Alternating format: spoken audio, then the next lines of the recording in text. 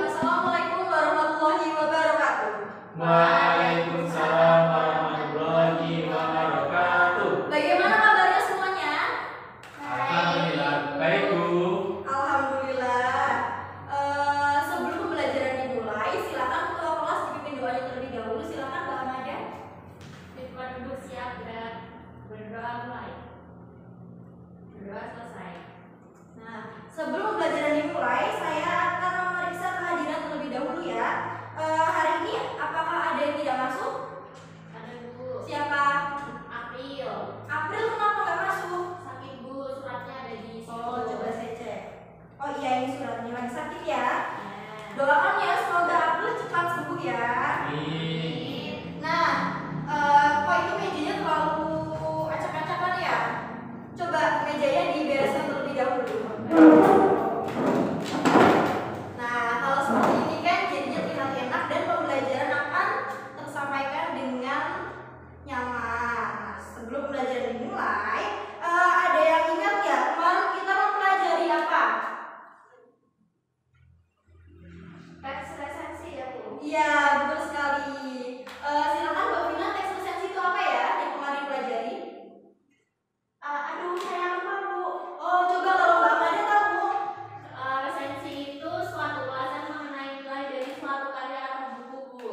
Benar sekali. Kalau ini cara mengkonstruksi teks resensi ada yang tahu nggak? Saya ingat Bu. Oh iya, iya. Apa Mbak Vina? Yang pertama itu membaca secara keseluruhan. Ya. Terus menentukan unsur intrinsiknya. Ya, benar. Terus menuliskan sinopsis cerita. Ya. Menuliskan kesan saat membaca cerita. Ya. Terus yang terakhir itu memaparkan keunggulan dan kelemahan Ya. sebagai rekomendasi untuk pembaca yang lain. Ya, benar sekali ya Mbak Vina. Jadi masih pada ingat ya kalau belajar tentang teks resensi dan juga cara mengkonstruksi teks resensi itu bagaimana ya. Nah, pada hari ini kita akan mempelajari tentang teks drama. Nah, ini kompetensi intinya ini kompetensi inti 3 dan juga 4 bisa dibaca ya. Dan KD-nya ini KD 3.18 dan juga 4.18 dengan IPK-nya bisa dibaca. Dan selanjutnya, nah tujuan pembelajaran pada hari ini yaitu yang pertama mendata alur konflik penokohan dan hal yang menarik dan unik dalam drama yang dipentaskan. Kemudian tujuan pembelajaran kedua yaitu memerankan salah satu tokoh dalam naskah drama yang dibaca sesuai dengan tabiat tokoh tersebut. Dan tujuan yang ketiga yaitu memberi tanggapan serta memperbaiki hasil kerja dalam diskusi kelas. Sudah paham ya tujuan pembelajarannya ya? Aduh. Nah, apakah ada yang tahu apa itu teks drama? Ada yang tahu? Belum tahu Bu. Belum tahu, Bu. Nah, ini teks drama ini apakah ada yang membacakannya? Saya Bu. Ya silakan Mbak Vina. Drama merupakan syair atau prosa yang menggambarkan kehidupan dan watak melalui tingkah laku atau acting atau dialog yang dipentaskan. Teks drama adalah cerita atau kisah yang melibatkan konflik atau emosi yang khusus disusun untuk pertunjukan teater. Di samping itu, drama dapat didefinisikan sebagai seni yang menggarap lakon-lakon mulai sejak penulisannya hingga pementasannya yang membutuhkan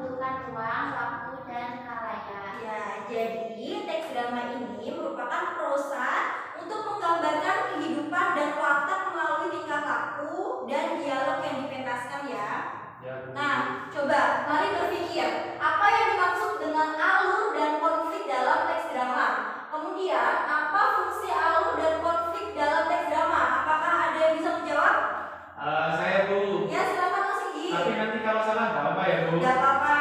Ya, alur itu jalan cerita dari drama itu sendiri. Ya. Terus konflik itu pertikaian atau masalah yang ada di dalam drama itu, Bu. Kalau untuk ini Mas, fungsi alur dan konflik dalam teks drama. Fungsi alur dan konflik itu untuk mengetahui jalan cerita dan pertikaian yang ada, Bu. Iya, benar sekali. Terima kasih Mas Inggi. Sama-sama, Bu. Nah, kemudian fungsi dari teks drama tadi udah dijelaskan ya. Nah, struktur teks drama. Struktur teks drama ini ada 3, yaitu prolog, dialog, dan epilog. Apakah ada yang ingin membacakannya? Saya Bu. Ya, Mbak Amanda terlebih dahulu ya Mas Inggi. Silakan Mbak Amanda. Prolog adalah kata-kata pembuka, pengantar, ataupun latar belakang cerita yang biasanya disampaikan oleh dalang atau tokoh tertentu. Kedua, dialog, orientasi, komunikasi, resolusi. Yang ketiga, epilog adalah kata-kata penutup yang berisi kesimpulan ataupun amanat tentang isi keseluruhan dialog. Ya, terima kasih Mbak Amanda. Nah, jadi untuk dialog ini kan ada 3, orientasi, komunikasi, dan resolusi. Ini adalah pembagian dari dialog. Nah, dialog itu dibagi menjadi 3, yaitu ada orientasi, komunikasi, dan juga resolusi. Orientasi itu seperti pengenalan masalah, kemudian orientasi itu pengenalan tokoh-tokoh yang ada, kemudian komunikasi itu pengenalan konflik-konflik, kemudian resolusi itu penyelesaian masalah. Selanjutnya, unsur intrinsik teks drama. Nah, tema adalah gagasan pokok dari keseluruhan isi cerita dalam drama. Kemudian ada yang membacakannya lagi unsur intrinsik yang lainnya? Saya, Bu. Ya, silakan Mas Sigi. Kemudian ada alur, adalah jalan cerita dari sebuah pertunjukan drama mulai dari babak pertama hingga babak akhir. Ada tokoh, adalah pemeran yang ada di dalam cerita. Latar atau setting bertujuan untuk memberi informasi dan menjelaskan suasana dalam cerita. Yang terakhir, amanat adalah pesan yang disampaikan melalui cerita tersebut. Nah, baik, terima kasih Mas Inggi. Jadi, unsur intrinsik teks drama ini sebenarnya ini ada banyak, tapi intinya itu ada ini. Ada tema, alur, tokoh, latar, dan juga amanat. Kemudian, sebelum berkelompok, apakah ada yang ingin ditanyakan? Ada yang kurang paham dengan ini, unsur intrinsik teks drama?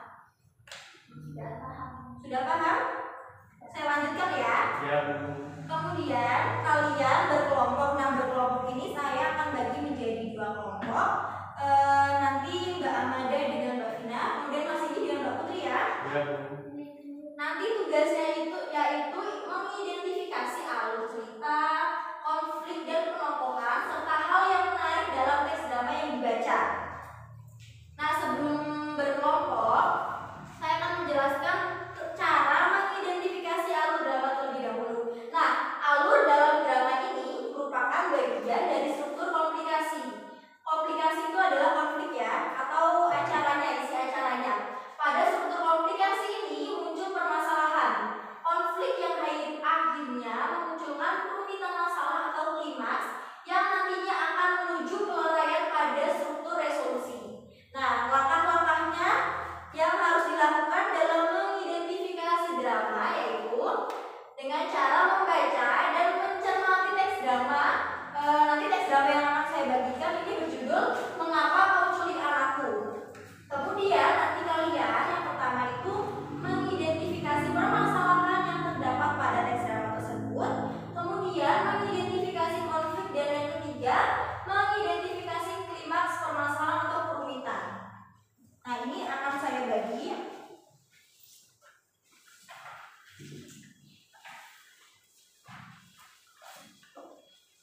Silakan.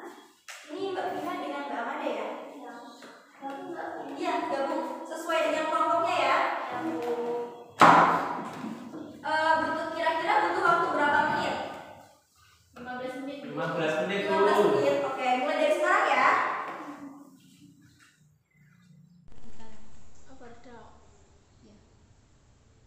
Ini kurangan gitu.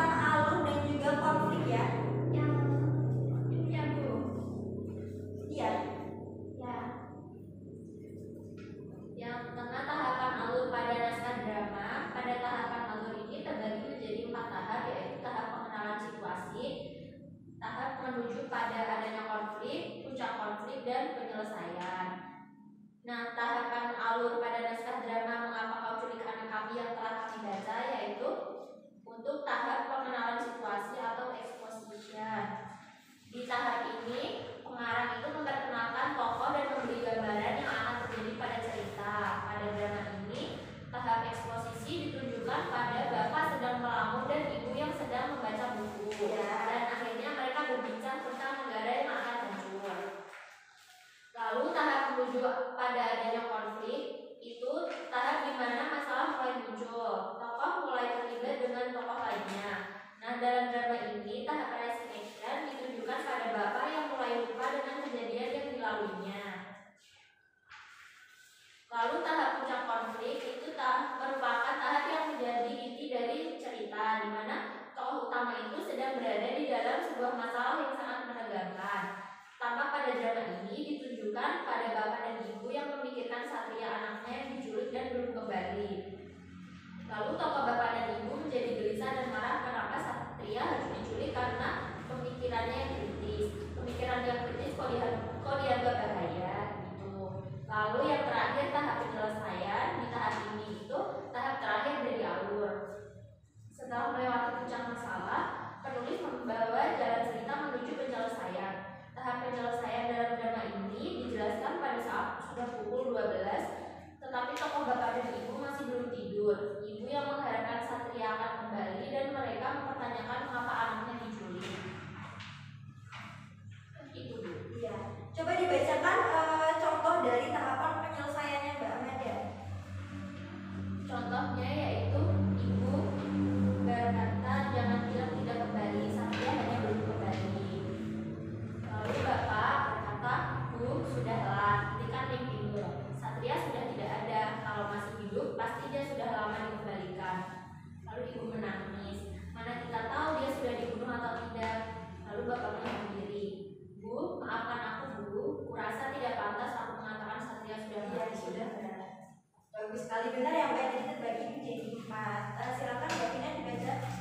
Yang hal yang menarik Iya, dibaca. hal menariknya itu teks drama ini terdapat banyak konflik seperti penculikan dan penganiayaan yang sering terjadi di kehidupan zaman sekarang. Jadi intinya sama ya Mbak ya?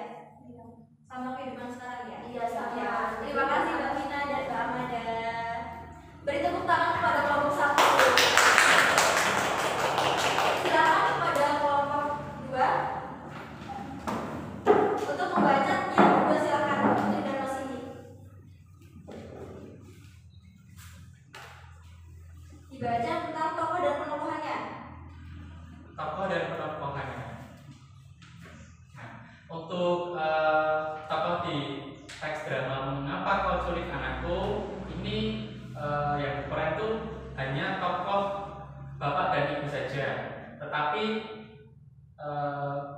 juga disebutkan beberapa tokoh yang menjadi pembahasan yang dapat menimbulkan permasalahan. Nah, berikut adalah watak tokoh dalam naskah drama tersebut. Pertama, bapak. Bapak ini tokoh yang memerankan sebagai orang tua yang berumur sekitar 50 tahun. Bapak yang sudah berumur itu lupa dengan kejadian yang telah dialaminya 33 tahun yang lalu. Hal itu dapat diamati dalam cuplikan berikut. Coba Mas dibaca, cuplikannya itu dibaca. Mas Sigi berperan sebagai bapak dan Mbak Putri berperan sebagai ibu. Oh ya. Nah ini Mbak Putri berperan. Ini dibacakan narasinya Bu atau langsung aja. Oh ya, Bapak. Tapi semua orang sudah lupa. Pura-pura lupa. Buku sejarah saja tidak mencatatnya. Itu dia, dosa orang lain dicatat besar-besaran, dosa sendiri menguap entah kemana. Rumit ya Bu. Berdiri berjalan ke jendela. Sebetulnya tidak, semuanya jelas. Siapa yang bisa melupakannya? Aku masih kecil waktu itu. Malam-malam semua orang mereka berteriak-teriak sambil mengajukan paha. Orang itu lari, terpleset, hampir jatuh ke bawah, merayap lagi, sampai semua tempat terkepung. Orang itu terkurung. Sudah Bu, sudah lebih dari 30 tahun. Sudah. Coba yang tokoh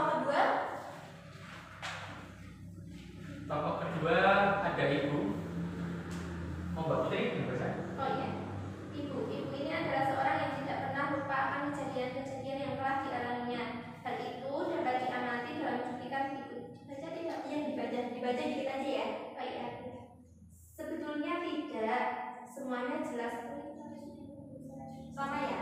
Sama Bu. Oh iya. Udah begitu aja. Terima kasih kepada kelompok 2. Meja Mas itu di bawah pulang ya nanti. Oh iya. Didiskusikan terlebih dahulu ya. Tepuk tangan untuk kelompok 2 dong.